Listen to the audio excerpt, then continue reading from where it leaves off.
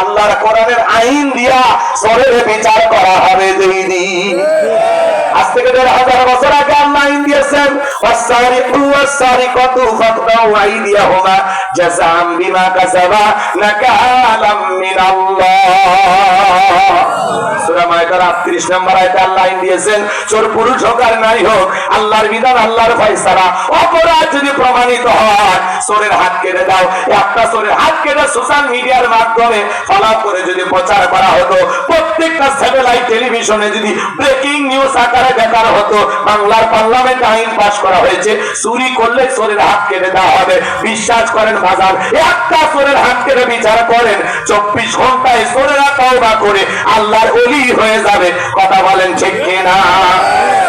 ওরা বলে ভিক্ষা করে খাবো, তাও চুরি করবো না। কথা কিন্তু কে শোনে কার কথা? আজও গেল না মনের ব্যথা।